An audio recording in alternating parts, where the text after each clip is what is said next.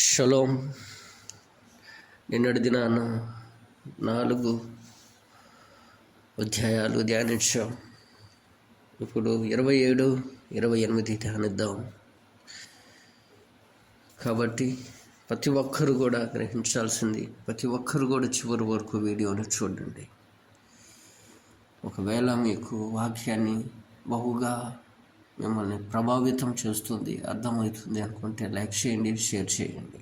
Right. 27వ వచనం,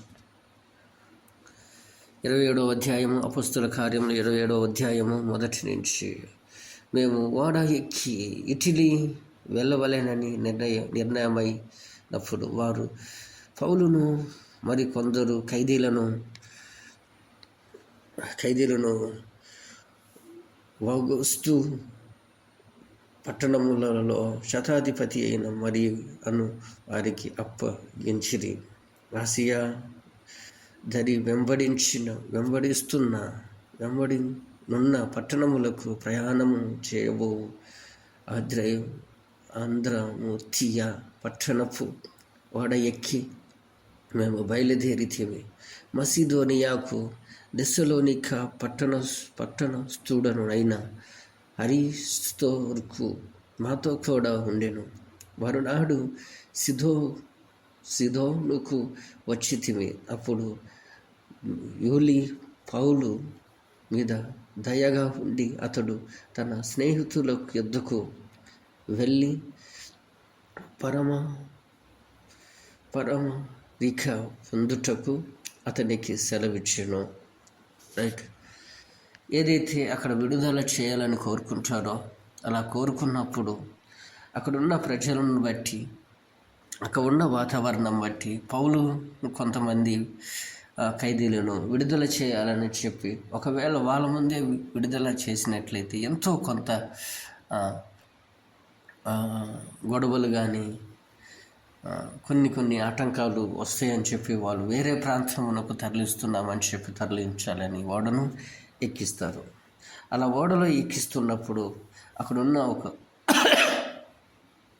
ఒక అధికారి ద్వారాగా సెలవు పొందుతాడు తన స్నేహితులను కలుసుకున్నటకు. అలా కలుసుకున్నటకు వచ్చుతూ ఉన్నప్పుడు ఆ పడవ అపాయం గుండా వెళ్తున్నాము. ఒక ప్రాంతానికి వచ్చినప్పుడు ఆ పడవ అపాయం గుండా వెళ్తుంది. మనకు క్షేమము కాదు. నా మాట వినండి. పడవకు మంచిది కాదు, ఇటు మన ప్రాణములకు మంచిది కాదు. మన కాడున్న సరుకులన్నీ కూడా మనకు పారవేయాల్సి వస్తుంది. ఇవన్నీ కూడా సంకటిస్తున్నాయి. కాబట్టి దయచేసి వినండి అని చెప్పి పౌలు చెప్పినప్పటికీ వాళ్ళు వినరు. ఆ మాట మనం చదువుదాం. ఇప్పుడు పౌలు, అయ్యలారా, ఈ ప్రయాణము వలన సరుకులకును ఓడకును మాత్రమే కాక మన ప్రాణములకు కూడా హానియు బహు నష్టము కలుగునట్టు నాకు తోచుచున్నది చెప్పి వారిని హెచ్చరించెను. అయినను శతాధిపతి పౌలు చెప్పిన మాట నమ్మక సైనికుడును ఓడ యజమానుడును చెప్పినదే నమ్మెను. ఏంటంట, పౌలు ముందుగానే గ్రహించి తనకి ఏదైతే మనసులో మెదులుతూ ఉందో అవన్నీ కూడా తన కాడున్న ఆ యజమానుడుకు, ఆ పడవ నడిపే వాళ్ళందరికీ కూడా చెప్పినప్పుడు నవ్వుతారు. మనకు మంచి మాట, ఏదైనా మంచి మాట మనకు చెప్పినప్పుడు మనం అర్థం చేసుకోము. ఎందుకని, ఇది శీతాకాలము గనక ఎటువంటి గాలులు వీధులు ఉండవు గనక మనం ఈ పడవ సురక్షితంగా వెళ్తుంది అని చెప్పి యజమానులు, ఇటు నడిపేవాళ్ళు వీళ్ళందరూ కూడా తలంచింది ఏంటంటే ఇది శీతాకాలం, ఏ అపాయము లేకుండా పడవ నెమ్మదిగా వెళ్తుంది, ఇతడేమో అపాయము సంభవిస్తుంది అంటున్నాడు అని చెప్పి నమ్మకపోవటము అది వాళ్ళ మైండ్ దృష్టి అనుకోవాలి. అందుకనే మనిషి మాట ఎప్పుడైనా ఎందుకు అంటున్నాడు, దేనికి అంటున్నాడు అని చెప్పాలి. ఎందుకని అప్పటి వరకు అలా పడవ నడిపించుకునేటప్పుడు ఎంతో కొంత ప్రయాసపడుతూ ఉంటారు.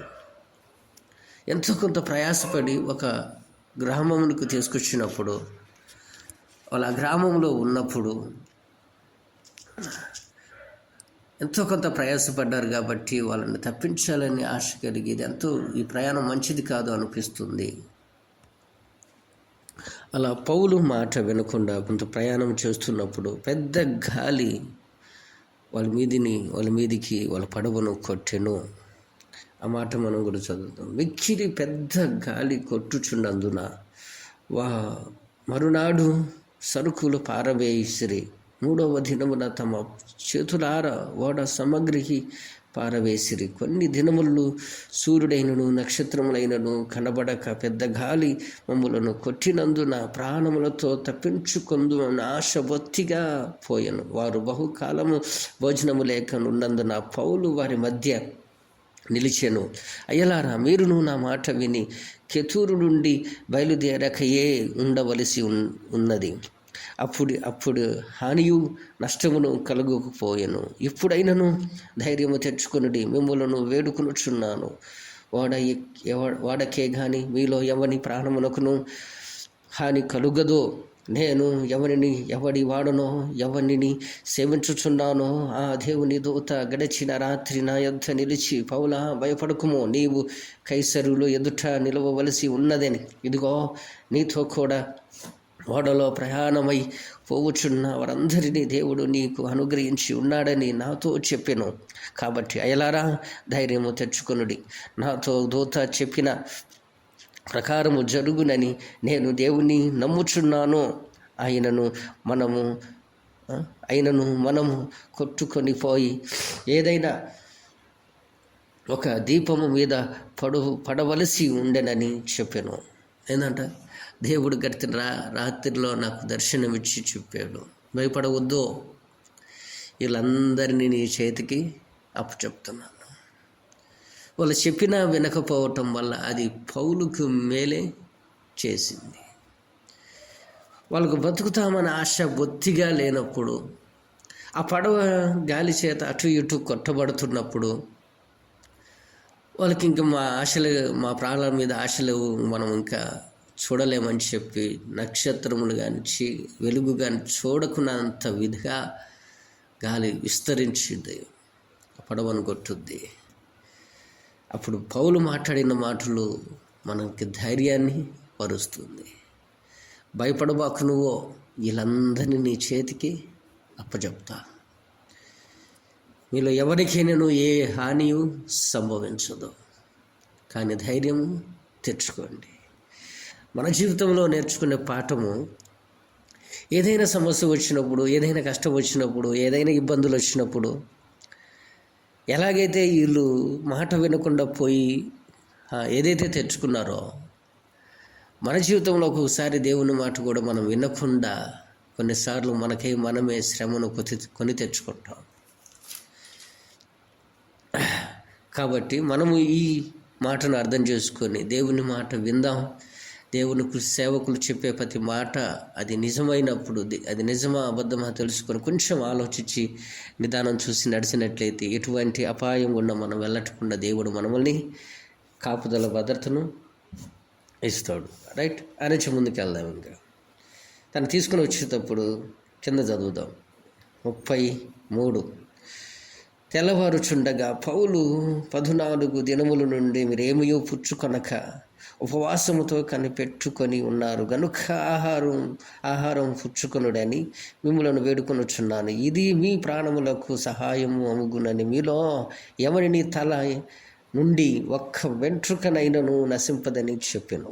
ఏంటంటే అండి, ఒక్క ఎంట్రుకు కూడా మీలో నుండి రాలదు. ఎందుకని? దేవుడు ఒక్క మాట సెలవిచ్చాడు అంటే, దేవుడు చెప్పినాడు అంటే ఖచ్చితంగా జరుగుద్ది. అంత విశ్వాసం పౌలుకు. ఆ ఓడలో ఉన్న వారి 37. ఆ ఓడలో ఉన్నవారు మేమందరము 276 వారు తిని తృప్తి పొందిన తర్వాత గోధుమల సముద్రంలో పారబోసి ఓడ తేలిక చేసిరి. తిని తృప్తి పొందిన తర్వాత పౌలు కాస్త ఆ రొట్టెను పట్టుకొని కృతజ్ఞతలు స్తుతులు చెల్లించి ఆ రొట్టెను అందరికీ పంచిపెడతారు. వాళ్ళు తిని తృప్తి పొందక కొన్ని గోధుమలు వేయబడుతుంది. ఏమీ లేని స్థితిలోనే ఆహారము సమృద్ధైన ఆహారము దేవుడు వాళ్ళకి అనుగ్రహిస్తాడు. కాబట్టి విశ్వసిద్దాం. దేవుడు మన పక్షంగా ఉన్నాడు కాబట్టి మనకు ఏ లోటు లేకుండా మనల్ని నడిపిస్తాడు. కాబట్టి ఎటువంటి కష్టాలు గుండా వెళ్ళినా, కన్నీటి గుండా వెళ్ళినా, ఇబ్బందులు గుండా వెళ్ళినా, అప్పుల బాధ గుండా వెళ్ళినా, ఏ సమస్య గుండా వెళ్తున్నామో అది నా సమస్య నాకు తెలుసు, వింటున్నవారు మీ సమస్య మీకు కూడా తెలుసు. మీ సమస్యకు పరిష్కారము దేవుడు ఖచ్చితంగా మీకు అనుగ్రహిస్తాడో, సహాయాన్ని చేస్తాడో, ఆ ఇబ్బందుల నుంచి, అప్పుల బాధల నుంచి విడిపించి మనల్ని ఒక దరికి చేరుస్తాడు. ఈరోజు ఎవరెవరైతే అప్పుల బాధ గుండా, ఇబ్బందులు గుండా, కరువు కష్టకాలం గుండా వెళ్తున్నారో ప్రతి ఒక్కరిని దేవుడు ఈరోజు వాళ్ళ కరువుని, కష్టాన్ని, అప్పులను తీర్చే గొప్ప సహాయాన్ని దేవుడు వింటున్న మీకు నాకు అనుగ్రహించునుగాక.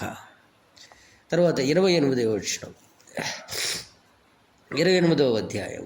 అప్పుడు పౌలు మేపుడు పుల్లెలేరి వాళ్ళు ఒక దీపానికి వస్తారు. ఆ దీపంలో ఉన్నవారు అనేక మంది వాళ్ళకు ఆతిథ్యం ఇచ్చి, మనం కూడా చదువుదాం. మేము తప్పించుకొని తన తర్వాత ఆ దీపము మెలెతే అని తెలుసుకొంటిమి. నాగరికులను ఆ దీపవాసులను మాకు చేసిన ఉపచారము ఇంత అంతా కాదు. ఎలయనగా అప్పుడు వర్షము కురియుచు చలిగా ఉన్నందున వారును నిప్పుల రాజబెట్టి మమ్ములను అందరినీ చేర్చుకొనిది. అప్పుడు పౌలు మేపుడు పొల్లలు లేరి నిప్పుల మీద వేయగా ఒక సర్పము కాకకు బయటికి వచ్చి అతనిని చెయ్యి పట్టెను. ఆ దీపవాసులను ఆ జంతువు అతని చేతిని వేలాడుట చూచినప్పుడు నిశ్చయముగా ఈ మనుషుడు నరహంతకుడు, ఇతడు సముద్రము నుండి తప్పించుకొని నన్ను న్యాయమాతుని బ్రతుకనీయదని తమలో తాము చెప్పుకొనిది. అప్పుడు ఆ విష జంతువులను అగ్నిలో జాడించి చేసి ఏ హానియు పొందలేదని వారు అతడిని శరీరము వాచునో లేక అతడును అకస్మాత్తుగా పడి చచ్చునో అని కనిపెట్టుచుండిరి. చాలా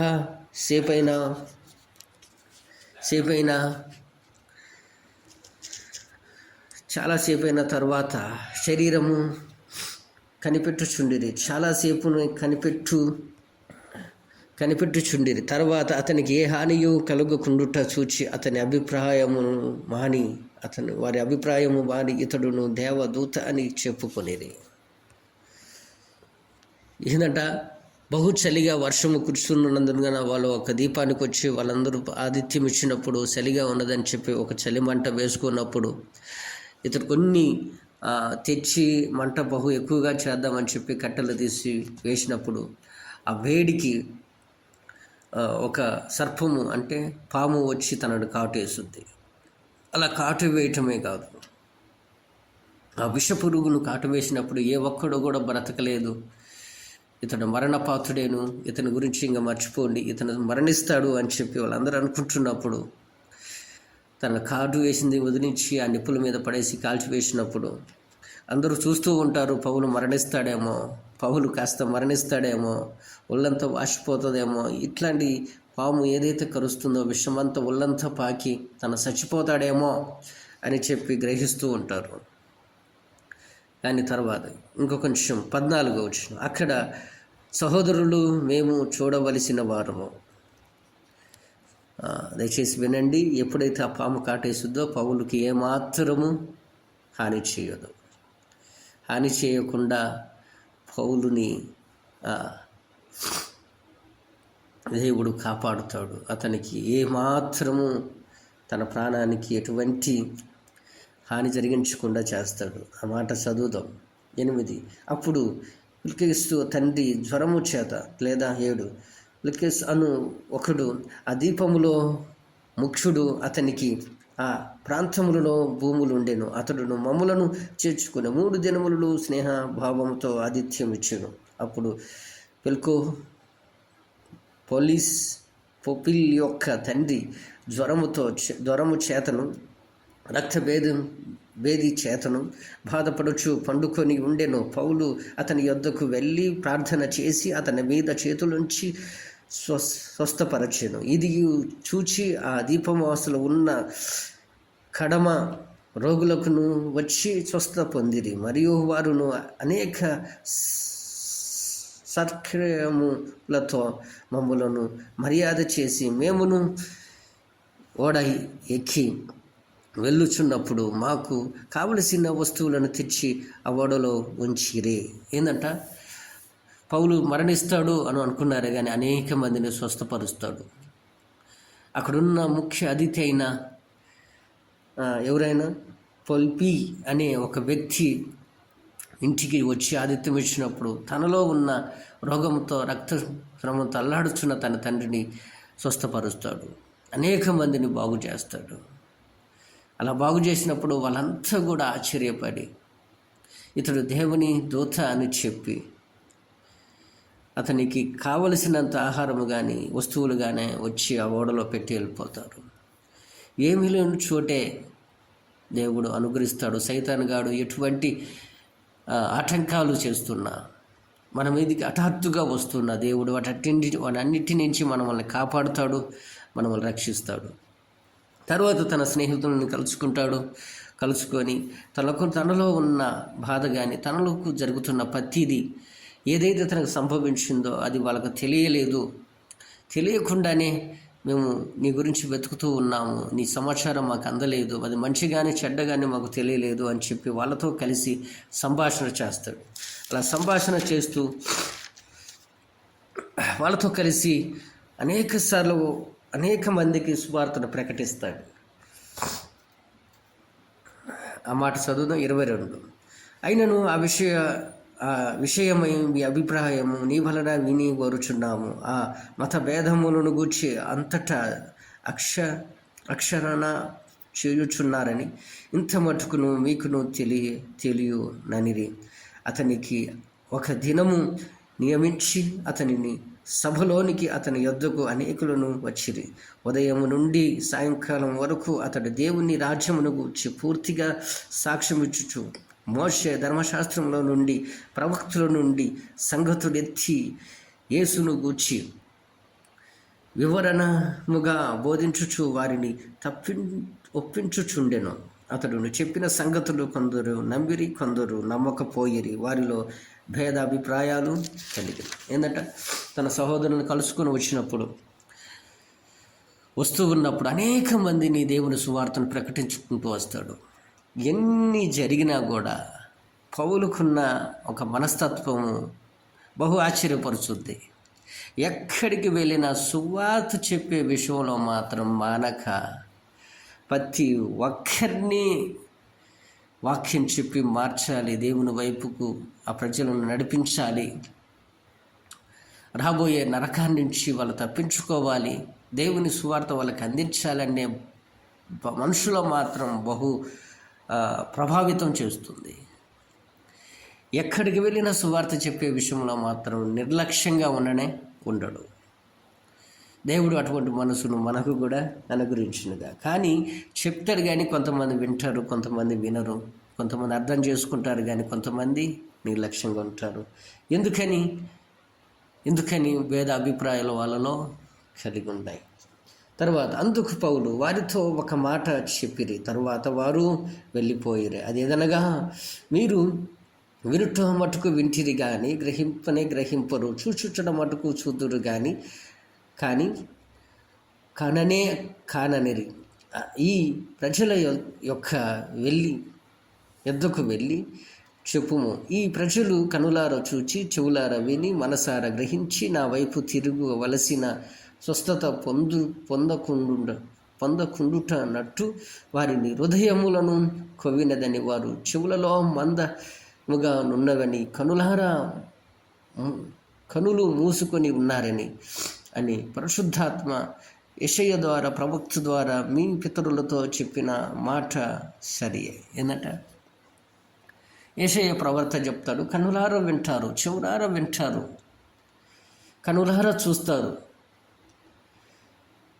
అక్కడున్న జరుగుతున్న అన్నిటినీ గ్రహిస్తారు, కానీ వాళ్ళ హృదయములు మాత్రం కొవ్వు పట్టింది. ఎంత చెప్పినా కూడా మారని హృదయాలు కొన్ని ఉంటాయి. వాట్లల్లో నేను కూడా దేవుణ్ణి కొంచెం విసిగిస్తూ ఉంటాను. అలాగనే వాక్యం వింటున్న ప్రతి ఒక్కరు కూడా ఏదైతే దేవుని వాక్యం మిమ్మల్ని సరిచేయాలని కోరుకుంటుందో, మిమ్మల్ని బాగు చేయాలని ఏ సువార్తికుడు చెప్పినప్పుడు, బైబిల్లో విన్న విషయాలు మీకు చెప్పినప్పుడు వాటి గురించి బహుగా ధ్యానించి వాటి మనసులో ఉంచుకోవాలి, ముద్రపరచుకోవాలి, నీ హృదయాన్ని దేవునికి సమర్పించుకోవాలి. అలా సమర్పించుకోకుండా భేదాభిప్రాయాలు, ఇది నిజమా అబద్ధమా, నిజంగానే జరుగుతాయా, నిజంగానే ఇతడు చెప్పిందంతా చేస్తారా అని చెప్పి వాళ్ళకు వాళ్ళే భేదాభిప్రాయాలు చేసుకుంటూ అంటాడు, కొవ్వు పట్టింది. ఈ మాట బహు కఠినంగా ఉండొచ్చు, కానీ నిజమే. మన జీవితంలో దేవుని మాట నిర్లక్ష్యం చేస్తూ ఉన్నాము కాబట్టి మన జీవితాలు అభివృద్ధి లేదా ఆశీర్వాదాన్ని పొందుకోకుండా చేస్తున్నాయి. ఆ తర్వాత పౌలు 2 సంవత్సరములు పూర్తిగా తన అద్దె ఇంట కాపురం ఉండి తన యుద్ధకు వచ్చిన వారందరినీ సన్మానించి ఏ ఆటంకము లేక పూర్ణ ధైర్యముతో దేవుని రాజ్యమును గూర్చి ప్రకటించుచు ప్రభువైన యేసు క్రీస్తును గూర్చిన సంగతులను బోధించుచూ ఉండెను. కాబట్టి ప్రతి ఒక్కరము దేవుని మాటలు నిజముగా అది బైబిల్లో ఉంచి మనకు చెప్పినట్లయితే వాటిని నమ్ముదాం, దేవుణ్ణి దగ్గరికి చేరుదాం. ఈ వాక్యము మనకు ఆశీర్వాదకరంగా ఉండాలని ప్రార్థిద్దాం. మహాపరిశుద్ధమైన ప్రేమగల మా తండ్రి, నాయన ఈ వాక్యాన్ని ప్రభువా మాకు ఆశీర్వాదకరంగా మలచమని, ఇదిగో నాయన పడవలో ఉన్నప్పుడు ఎంతగా ప్రయాసపడ్డారో ప్రభా, ఎంత ఇబ్బంది పడ్డారో, కానీ నీ సేవకుడి ద్వారా ధైర్యపరిచావు, ఆహారాన్ని ఇచ్చావు. ఎటు మా ప్రాణాలకు ఇంకా ఆశ అనేది లేదు, బ్రతుకుతామని ఆశ లేదు అనే టైంలో ప్రభు నీ సేవకుని బలపరిచి ఆయన నీ సేవకుని గణపరుచుకునేలాగున చేసావు అయ్యా. మా జీవితంలో కూడా ప్రభు మేము ఎటువంటి కష్టాలు గుండా, నష్టాలు గుండా, ఇబ్బందులు గుండా వెళ్తున్నాం నాయనా. మమ్మల్ని అందరినీ నాయన నీ చేతికి అప్పచెప్తూ మేము ఎక్కడ ఉన్నా ప్రభు నీకు మహిమకరంగా ఉండేలాగున సహాయం దయచేయమని, సమస్త మహిమ ఘనత ప్రభావాలు మీరు మాత్రమే పొందుకోమని యేసయ్య పేరిట వేడుకుంటున్నాం తండ్రి, ఆమేన్.